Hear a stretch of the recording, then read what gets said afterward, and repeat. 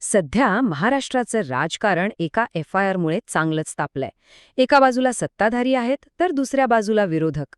पण ह्या सगळ्या राजकीय गदारोळात कायदा नक्की काय म्हणतो? चला, आपणच या प्रकरणाच्या मुळाशी जाऊया. आता हा सगळा वाद आहे तरी काय? तर बघा, एका बाजूला आहेत आमदार रोहित पवार, जे थेट कर्नाटकात जाऊन एक FIR दाखल करतात. आणि दुसऱ्या बाजूला आहेत उपमुख्यमंत्री देवेंद्र फडणवीस, जे म्हणतात की हे जे काही केलंय ते पूर्णपणे बेकायदेशीर आहे. मग आता प्रश्न पडतो की नेमकं खरं कोणाचं?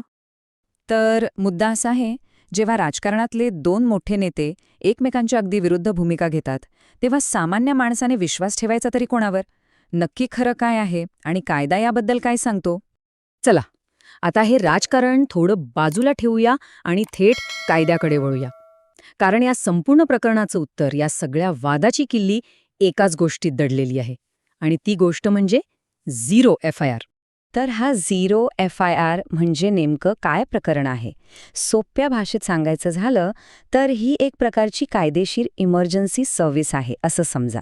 म्हणजे गुन्हा कुठेही घडो, देशाच्या कोणत्याही कोपऱ्यात तक्रारदार जवळच्या कोणत्याही पोलीस स्टेशनमध्ये जाऊन तक्रार नोंदवू शकतो. यामागचा उद्देश अगदी सरळ आहे. न्याय मिळायला उशीर होता कामा नये. आता हे काम कसं करतं ते बघा. समजा एखादा गुन्हा घडलाय अ शहरात, पण जो तक्रार करणारा आहे तो आहे ब शहरात. तर तो ब शहरातल्याच पोलीस स्टेशनमध्ये जाईल. तिथले पोलीस त्याची तक्रार नोंदवून घेतील, पण त्याला नंबर देणार नाहीत. म्हणूनच त्याला झिरो FIR म्हणतात. आणि मग ती केस तपासासाठी अ शहरातल्या, म्हणजे जिथे गुन्हा घडलाय, त्या योग्य पोलीस स्टेशनकडे पाठवली जाते. अगदी सोपं आहे नाही का? ओके, तर झिरो FIR काय आहे हे आपल्याला कळलं.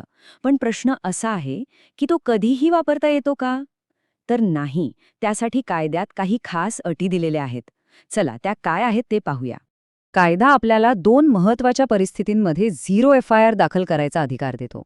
पहिली परिस्थिती म्हणजे जिथे गुन्हा घडलाय तिथले पोलीस तक्रारच नोंदवून घेत नाहीयेत किंवा टाळाटाळ करत आहेत. आणि दुसरी म्हणजे गुन्हा नक्की कोणत्या पोलीस स्टेशनच्या हद्दीत घडलाय हेच जर स्पष्ट नसेल तर. अशा वेळी न्याय मिळवण्यासाठी हा एक खूप महत्त्वाचा मार्ग उपलब्ध आहे. तर मग या सगळ्या कायदेशीर तरतुदी पाहिल्यावर एक गोष्ट अगदी स्पष्ट होते. दुसऱ्या राज्यात जाऊन FIR दाखल करणं हे कायद्याच्या चौकटीत बसणार आहे. ते बेकायदेशीर अजिबात नाही. आणि हो, हे काही नवीन नाहीये. ह्या आधीसुद्धा देशातल्या अनेक मोठ्या केसेसमध्ये ह्या झिरो FIRचा वापर झालेला आहे. बरं, म्हणजे कायद्यानुसार काय बरोबर आहे हे तर आता स्पष्ट झालंय. पण मग मूळ वाद मिटला का? नाही. चला, पुन्हा एकदा त्या राजकीय वादाकडे वळूया. आपण आत्ताच पाहिलं की कायदा काय म्हणतो. पण जरा आठवून बघा, हा सगळा वाद सुरू कुठून झाला होता?